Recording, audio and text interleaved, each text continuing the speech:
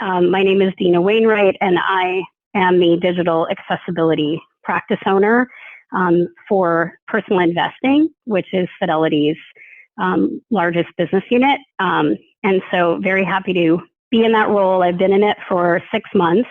And just as a caveat, when we wrote this presentation, I think I'd been at Fidelity for 2 weeks. So we've done a lot of learning since then.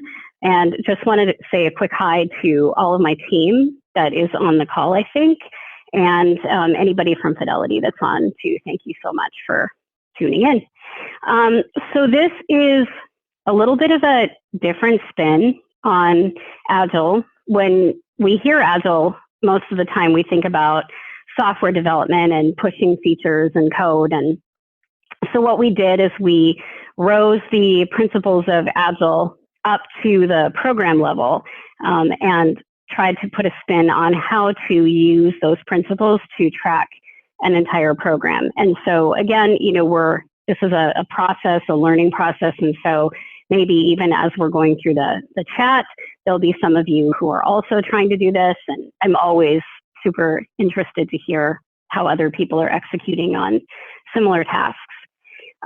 So the first thing we're going to talk about as our team has been through this process is how to be successful in Agile, because obviously by its very nature, it's very fast and it's very fluid. And so one of the first things we learned is to break things up into small pieces. And that's important because when you're dealing with really short timelines, like 2 to 4 week sprints, if you don't break things up, it kind of looks like you're getting nothing done, which of course, from a team perspective, a motivation perspective, is not great for your feeling that you're contributing value to the organization as a whole. So what I mean by that is if you just put your broader workflow, like make a 6-module training plan for QA testers, right? And you're just putting that in your sprint after sprint. It doesn't look like you're making any progress because that thing is still there and it's been like 15 sprints. So you might want to break it up into things like research whether we need training or something else exists that we can use, like whether we need to make our own or we can buy it or download it. Or you might have, write an outline for course number 1 in the module. So those are things you could accomplish in a 2 to 4 week period of time, which, shows you some quick wins, shows your leadership some quick wins, and, overall just makes you feel more successful. Also, I would say keep your eye on the ball. And so what I mean by that is, a lot of Agile is, am I delivering value to the customer, right? And we are in a culture where I think Agile partly came about because people want what they want right now, and they want to feel like they are being responded to right now. And so when you are keeping your customers' needs in mind, the things they want to do, why it's important to them to do it, it does help you to sort of limit or sort of streamline your tasks with that in mind, which again, you have a short period of time, so there's only so much that you can do at once. And so narrowing those tasks is really important. And there's a couple of ways that you can do that in terms of prioritizing. You might look at, is it something quick to complete that will be really easy to get done in that 2 to 4 week time frame? Is it something that maybe the majority of your stakeholders have come back and said, we really need this to happen for us to have that value? Or maybe it's order of operations, right? Like you can't make module 6 in the learning path until you've made module 1. So there's a couple of different prioritization strategies that you can use. The other thing that we've learned, right, is having the resources that you need is really important. If you don't have the people, the tools, all of the things that you need to be successful in such a quick environment, you're not going to be successful. But more importantly, the resources that you have to be easy to find and intuitive to use. If your customer cannot find or use the things that you're making, they may as well not exist.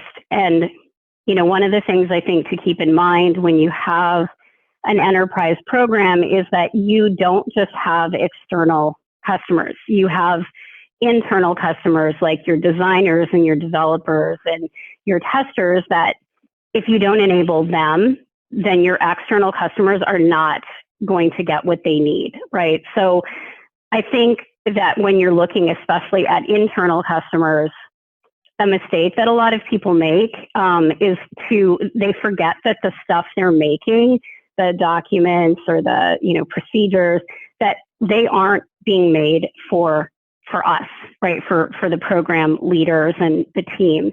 We, as accessibility experts, I think forget that not everybody speaks that language, right? So it's important to bring this down to a level of, intro. As your program becomes more mature, you can maybe be more nuanced or refer to terms about explaining, but to really keep in mind, like, who am I making this for? And are these people actually at this place where I think that they are? And so I think the assumption needs to be like the person I'm speaking to when I create this resource knows nothing about accessibility.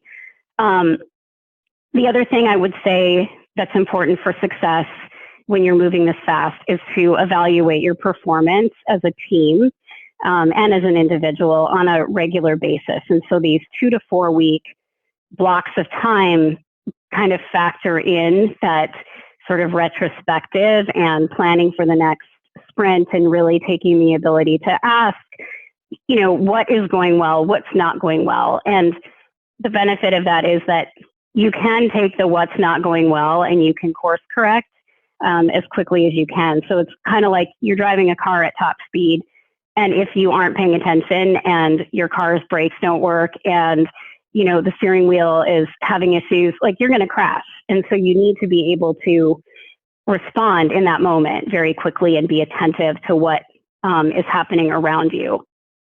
The other thing is to build things that are scalable and sustainable, and more importantly, to build those things in ways that you don't have to be there for. So in other words, training and embedding expertise at, say, the squad level, because you're a small team usually and you cannot be everywhere at once. Like, our organization alone has something like 2,000 developers.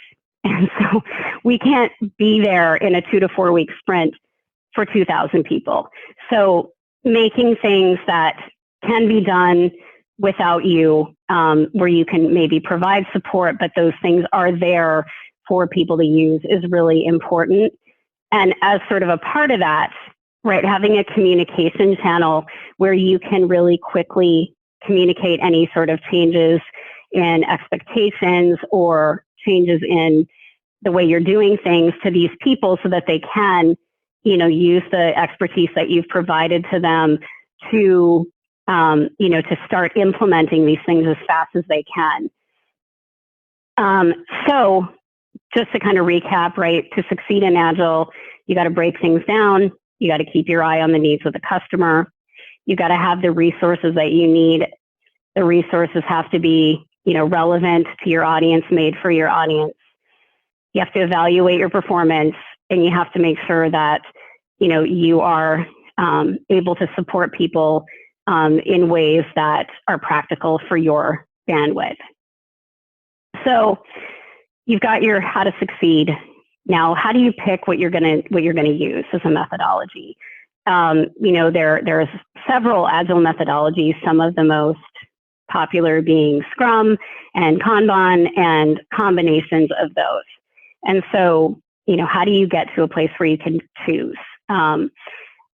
So we feel like in order to do that, you need to understand your program framework, right? If you don't have a framework, then it's very hard to know what you're tracking. And then it's also hard to know how you want to track it. And so when you're defining a program framework, I'm just going to give a couple examples because I think that we could probably talk about this all day, and probably somebody should write a very large book on program definition. But some of the important things are to know your scope, right? So for accessibility, are you Title I, meaning employee facing? Are you Title III, meaning customer facing, or is your program responsible for both? Are you digital or physical or both? And this helps you kind of understand the parameters that you're working in, so that, again, the whole point of this is to narrow things down so that you know who your customer is, you know what you're doing and who you're doing it for. The other thing you need is your baseline. So you need to know things like what's been done already, like what can you use that's already been made. You need to know what has been planned, like are there initiatives that people planned before your team came on board? Because in our case, our team was new, and so we obviously came in kind of in the middle. So there were things that had already been talked about and had deadlines and expectations attached that we either could kind of piggyback on, or maybe we needed to make adjustments to those.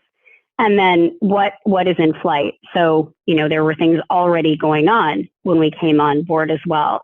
And I think more importantly than all of that, it's who's doing all these things when you come in, because these are your partners. These are the people that you need to align yourself with and have as allies if you're going to integrate your team into the culture of the organization.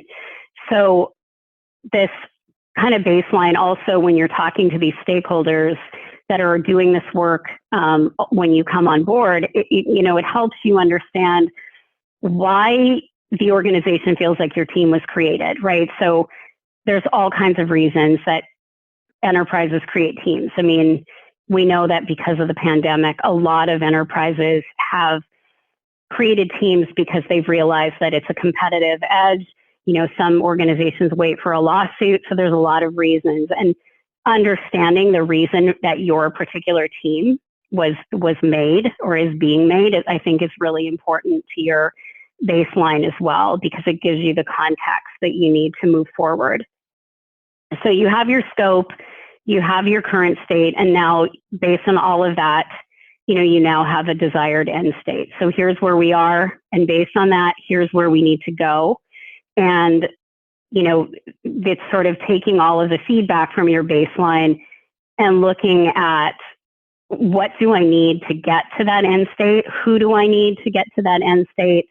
And that could be everything from I need a particular tool, or I need a particular type of expert. But one of the things I think that is the most important when you're dealing with the who is that you have to have at least one very senior leader, ideally at the C level, who is an advocate and a sponsor for your program. And we're really lucky, our team is really lucky that in Fidelity and in personal investing, we have several actually executive sponsors, and they are passionate and invested, and they communicate our work as a priority to their organizations, and really acknowledge the value that we bring. And I truly think that you can build infrastructure and you can hire the most talented people in the world. But if you don't have that buy-in from the top, you cannot be successful, because you won't get budget, you won't get visibility, and it just won't work. So that's part of, I think, your desired end state and the who's going to help you get there. So now you know where you want to go, and you need to kind of figure out what is required to get me there. In other words, strategically, right? What are the larger bodies of work that need to be done? So for a lot of programs, that looks like tools, that looks like training, policy, data, things like that, right? What are these narrower sort of bodies of work inside your strategy? Some people call them core functions, some people call them pillars. And then how are you going to execute? So the things that you've identified as bodies of work. So if you say that you need a policy, right? So what are you going to do about that? You need requirements, and you need stakeholder buy-in, and you need to find out how your particular enterprise does policies. So there's that execution piece, and there's a lot of pieces to that. It's, your day-to-day operations to execute. It's the documents, processes, procedures that you need to execute. It's things like, so for instance, our team has an intake form. So we kind of can track the requests that we're getting and make sure that these requests get to the right people. And so sometimes, again, back to scope, that may not be our team. So then we need to find out who is able to help the person that's made this request of us. It also can help us figure out if we have gaps. So if we're constantly getting questions about a particular thing, then maybe it's telling us that we're not delivering enough information or the right kind of information to make this expectation or this part of our program clear. Also, part of execution is, how are you going to communicate? Because obviously, if people don't know the expectations to execute, they aren't going to be able to, do those things. And then I think one of the most important pieces of execution is, how are you going to motivate people to execute, right? So you can give them requirements and tools and, communicate all these expectations, but if they aren't motivated to do the things, then again, your success is going to be compromised. And so some of the ways that we found to be most effective in that process, of motivation, is to humanize the experience of disability. And so, that may look like videos. It may be empathy labs. I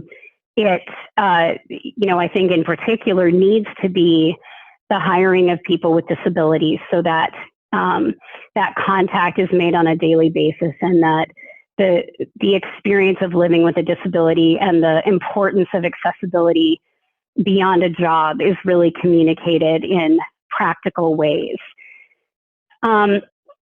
So we've got the execution piece, and then finally, one of the things about a framework is metrics, right? How will you know when you've gotten to your end state, but also how will you know along the way that you're on the right track, that you're not deviating from where you need to go? And so just to recap, right, part of the framework stuff, some examples are scope, your current and your end state, your strategy and your execution plan, and some metrics to kind of help you along the way to measure performance and keep you on track. And now, having said all that, the beauty of Agile is that all of your framework may change at any given moment. The needs of your organization may change. The feedback you're getting from your stakeholders may change. The structure of your organization may change, and now you need to make adjustments. So typically, your purpose, your overall strategy doesn't necessarily change, but the things inside it do. So, your pillars might change. Maybe you take on a new core function. You may need to expand what you're executing because the scope of your work changes. And so, it's kind of important. I think it's very easy to get emotionally attached to something you build. But it's, I think, for Agile, really important to realize that you kind of have to let some of that go sometimes and realize that things are going to be fluid, and just sort of accept that as a part of this process. The other thing that we found really helpful, once we had defined our framework and our strategy and all the things that we just talked about, was to use Jira Align to really kind of map out the structure of our program. We found it useful because obviously when you articulate things that way, it really does sort of lay out your areas of accountability. It also shows leadership, kind of where you want to go, sort of what your main bodies of work are, and that kind of thing. So there is in the PDF like a flow chart that shows the containers in Jira. And I kind of think of them almost as nesting dolls, because your containers go from really, really broad to really, really granular. So you start with a theme. So your theme container is what ties you to the broader organization. So it's usually something really high level, like we're going to be the most inclusive company in our industry. So something super broad. It's the why you exist. And then we go to your initiative, which is more like your strategy. So like it might be, we're going to be the most inclusive grocery store on the market because we're going to have the most accessible physical spaces, as compared to our competitors. So it's your strategy now. Then you go to sub-initiatives. And those are basically those strategic pillars. So maybe to make an accessible store, you're going to need, you're going to need kiosks, or you're going to need, employees that are trained to deal with people with disabilities, or, things like that. You have pieces inside of that strategy that are key if you're actually going to, realize that idea. And then inside your sub-initiatives, you have epics. And your epics are the larger bodies of work that belong inside your core function. So if one of your core functions or your pillars is training, you've got bodies of work in there: trained developers, trained designers, trained QA testers, trained product managers, right? You've got all these streams of work that consolidate into that one pillar and the execution of that one pillar. And then finally, at the very bottom, you have user stories. And the user stories are basically the smallest piece of these epics. So the user stories are the, who you're doing this for, what they need, why their need is important. And so everything that you're doing is structured around delivering value to your customer. And, we'll talk a little bit more about that as we go, but that sort of, once you know the who you're doing it for, why you're doing it, and, what that person needs, you've got little tasks to realize that, which were the things I was talking about earlier, like researching existing training options or writing a course outline. And so while your user stories are the who are you doing it for, what do they need, and why is that need important, your tasks are now how, right? How are you going to meet this need? Who's going to do it? When are you going to do it? And so again, just much more granular the further down in these containers that you go. And then, so we've used Jira Align, and now we picked a methodology. And so for us, the methodology that we chose was Kanban. And just a little bit about Kanban for those who don't know, because I didn't, and I've read more about Kanban in the last several months than anybody should ever read in their entire life. Kanban in Japanese means visual signal. Kanban was actually invented by Toyota to track their manufacturing life cycle.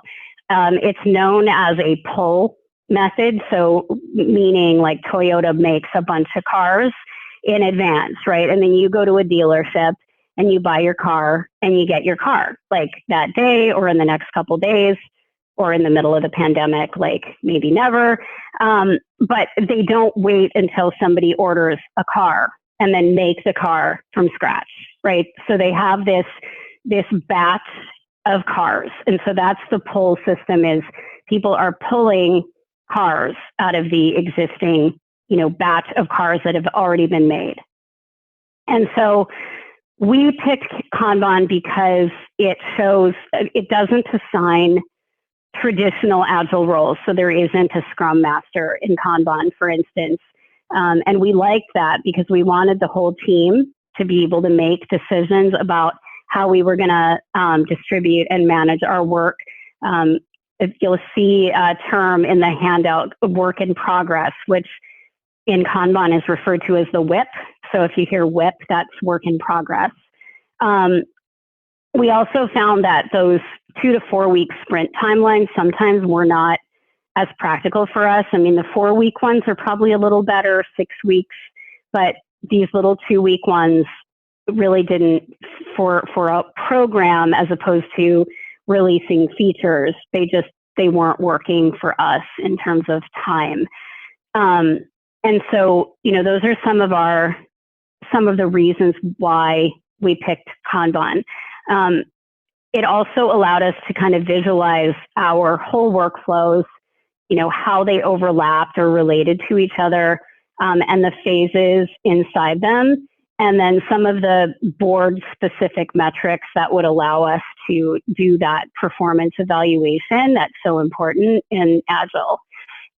And so for those that can't see a Kanban template, I will do a little bit of a description because I needed one to understand how this worked. So Kanban boards, they're a part of the Kanban methodology, and they're made of vertical and horizontal components. So the vertical ones are like swim lanes that go from top to bottom and left to right across the board. The horizontal piece is what are called cards that are user stories, and those cards are, true to the Kanban terminology, pulled across the board from left to right as space becomes available in the columns that are ahead of them.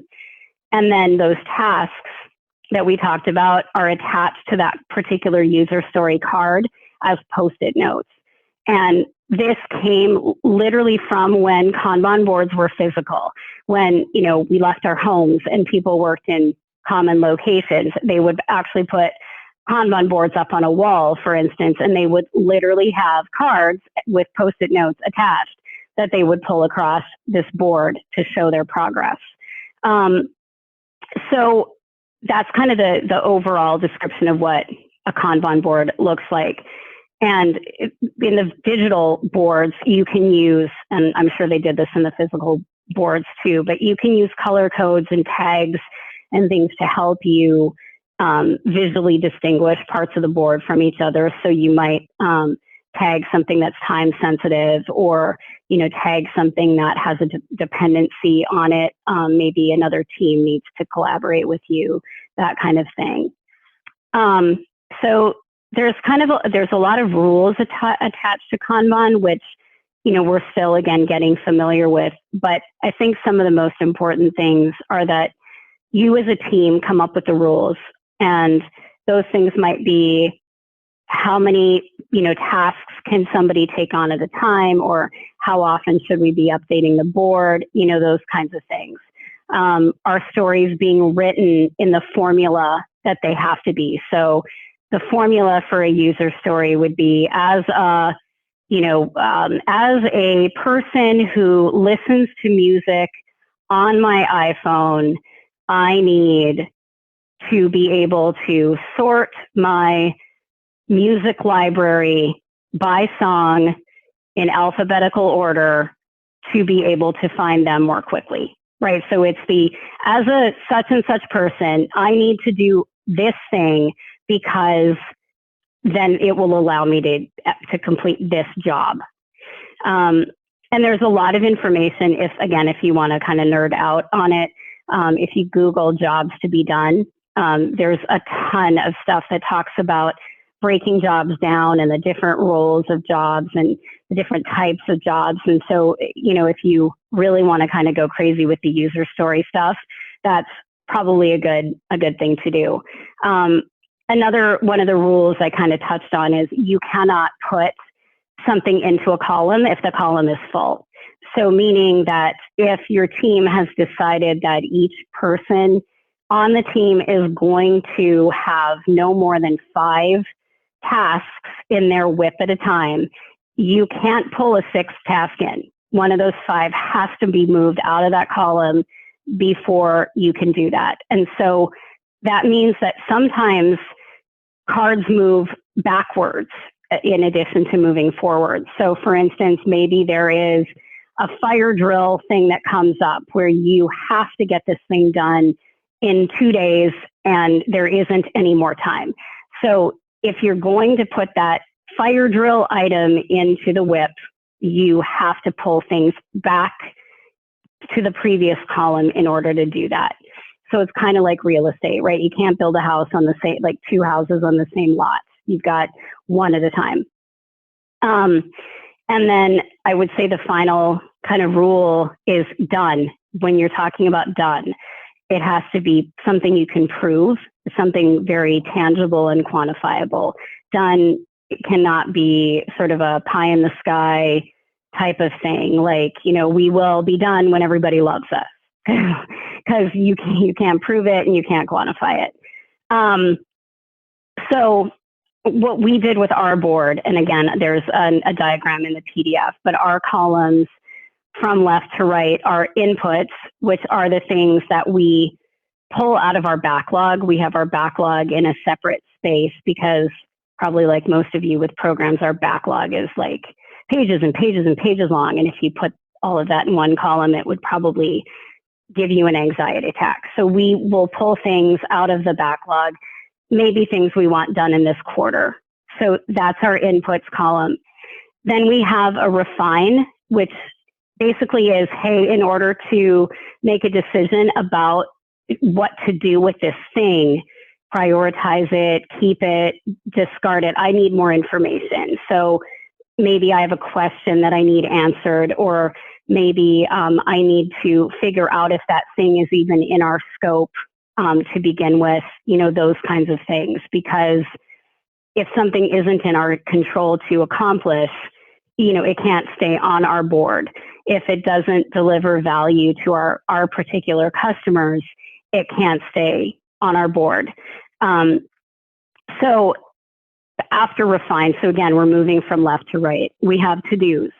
So these are the things that now I have all the information I need. I look at the to-dos and I use a similar type of, strategy to the one that we talked about earlier. So maybe it's those fire drill things. Maybe it's that this task has to be done before another task. Maybe it's, this is a task that many of our stakeholders are demanding that we complete.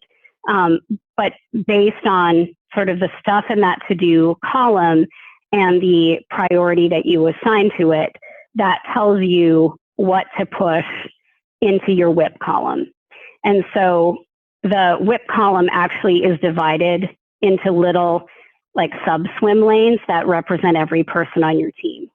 So, every single person on our team has their own little column and their own tasks, and you can filter with a digital board to know who's responsible for what and how many things they have going on at once, and whether or not there's multiple people working on the same task and all of that fun stuff.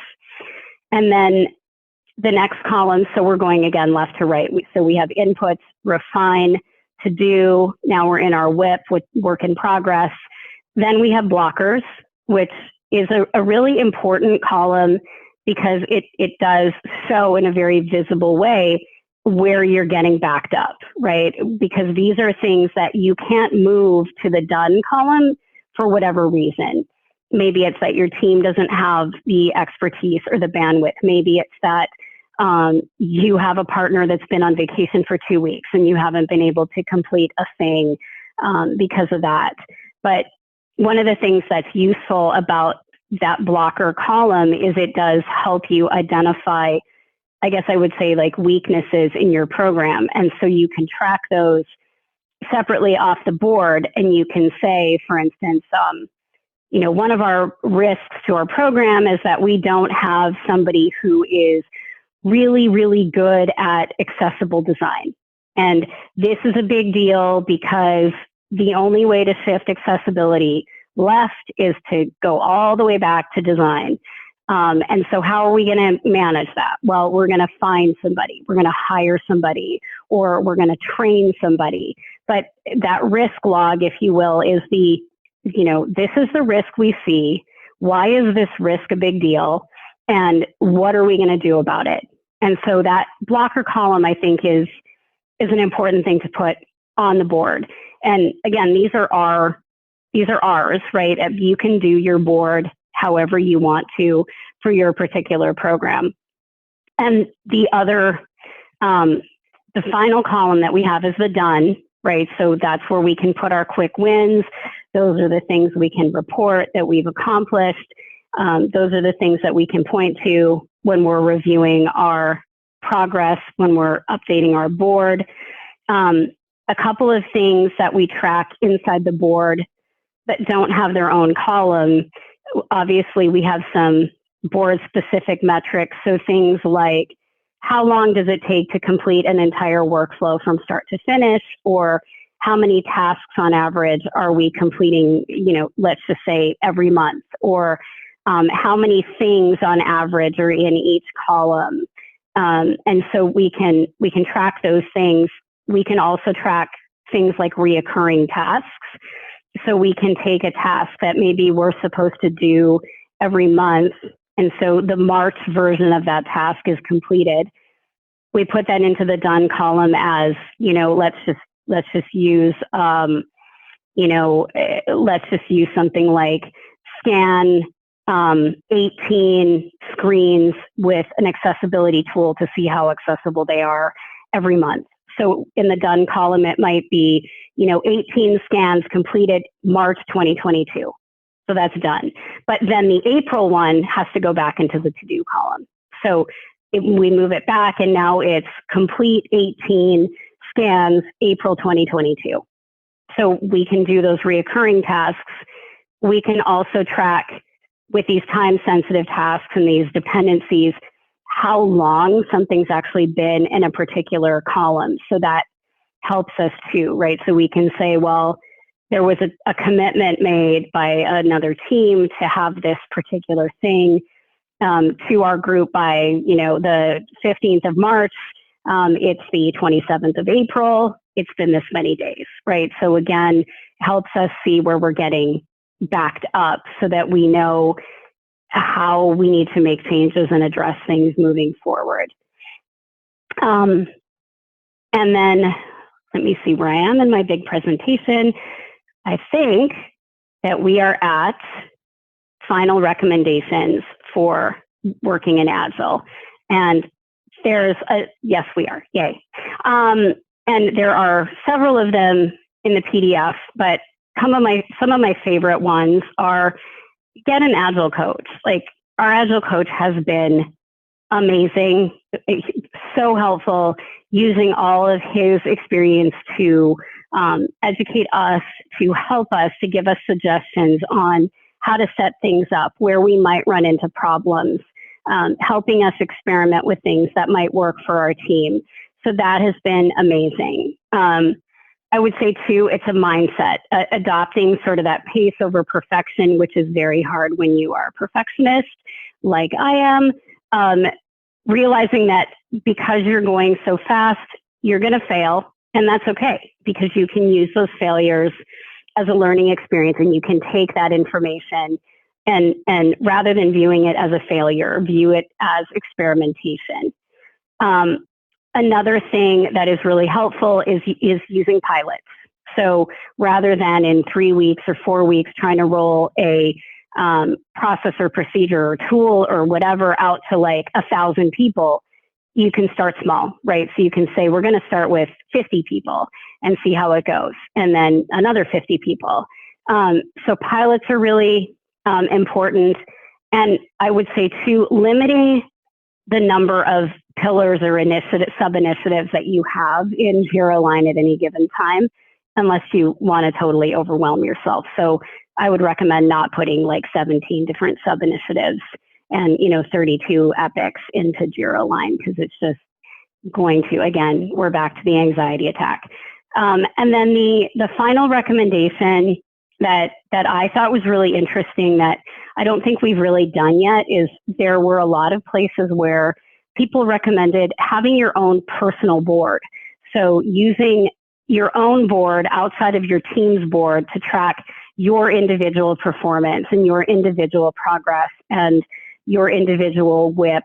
And so that actually is something that I find really interesting, and we'll see how that goes, because I think that's something I'm going to try. So maybe we'll do another talk on, creating your own board. That is all that I have in my presentation. Again, as Travis said, the PDF is on my session page, but let's maybe do some conversation and some questions if there is stuff like that. Travis? Yeah, we have a couple, and yeah, there was a lot of questions in the chat as to where to get the content. I replied to as many of them as I could, and I threw the link in there as well. The slides are available in PDF form. I assume they're accessible. They look pretty darn accessible to me. Yeah, they're okay. Yeah. Okay, great. But yeah, there's a couple questions here. First one, is your team more centralized, as in a central accessibility team, as mentioned in a previous talk? So our team, I would say, so Fidelity has a number of business units, and so our team is inside personal investing, as I said, and we are in the technology organization of our particular business unit. And so we're in an organization called Engineering, Assurance, and Efficiency. And so it's more that we're at the sort of the squad. The squads are our stakeholders, right? Enabling the squads around developing accessible code and content, and creating the resources that they need and the support that they need to do that. And then our team does work with the broader enterprise, the other business units, to figure out ways that we can align and keep up to date. But one of the things I'll say is that Fidelity has really stepped up its game, and we've hired a ton of people in the last several months, including my team. And so some of this is that we're all still getting to know each other, and we're all still kind of defining our paths. And so those external contacts with other business units, I think, are really important. That's an awesome answer, Dena. And I'm going to skip to a question that just came in, because I think it plays off of your answer right there. And yeah. I know we have one of your team members that you mentioned as a guest on audio only who might chime in. We do. And this question is, how do you do cross-team collaboration? Are members of your team providing ongoing support on projects, etc.? So when you say cross-team, are you referring to like multiple squads at once? Are you referring to other areas of our business unit? I just want to make sure that I'm answering the question the right way. I think that's the spirit of it. I only have the text. It's the crux of not having an open mic for the person who asked it. But okay. I think that's what they're getting at. Let me do my best here. Yeah. So Mark, do you want to kind of talk about how we support the squads, right? Because we have mobile and web-based squads. So maybe you can talk about that. Yeah, absolutely. So when we're talking about, I'll take it a little bit different direction with like what we're talking about cross collaboration with teams. It can be difficult, especially since kind of playing off the centralized accessibility team piece. We're not necessarily a centralized accessibility team at Fidelity. We have a team within personal investing and work across different business units, right? But within personal investing, we have teams that we have to collaborate with. And what we do with that is we're actually in the process, it's a big process getting set up with it, is creating standards, so automation standards, right? Manual standards that go across those teams, right? So kind of letting them know as we're working with them, whether it's mobile or web, right? Hey, here's the standards, here's the expectations for you all as we go through this. So if a team picks up an automated solution that we have, right? For instance, it saves us AxeCore from the queue, right? We tell them, hey, the expectation is that you actually run an Axe scan on your content for go out the door, right? They run it, they add it to their pipeline job or run it within their process, right? And then the next team that we work with, that's how we do the cross collaboration. We say, hey, this team has been doing this and you all are expected of that as well, right? So it's kind of setting expectations of what we expect of teams, both on a native side and a website, right? Of building up that level of trust of, hey, from a manual perspective, we're going to do this. We expect this from all teams, right? And that's kind of how we get that cross team collaboration. On top of that, there's design systems in Fidelity as well, which we build into to help make components accessible before they get out the door to those teams as well. So there's multiple different layers that come with that. So Dena, anything else to add to that? Yeah, so like when you're talking about that, Mark, like so the design team, for instance, they're not in our silo of personal investing, or the content team is not in our silo of personal investing. And, you know, the way that we have our program structured, at least today. So there's other business units inside Fidelity. So workplace investing and healthcare, and they all have programs that they have, well, either had before we came on or are building. And so those are also collaborations that we, that are really important to us as well, particularly the teams that existed before we came on board, right? Because they have all that context. There's like a design team, an accessible design team. There's the whole team in workplace investing. You know, those teams were there. And so we've been able to learn so much from the work that they've done before we came on board. Awesome. And Dena, Mark, the person who asked that question did clarify that they were talking about support across to development teams and other teams outside of accessibility. So I think you, Cool. We did it. Answer. Yeah. Here's one. It says, could you speak more to your Jira Align usage? So proper noun, the Jira product, its role in elevating your strategy and any challenges you may have encountered. Yeah, I mean, I think the challenge, right, is anytime that you're trying to put your stuff into boxes, you know, it is always a little bit of a challenge to make things fit.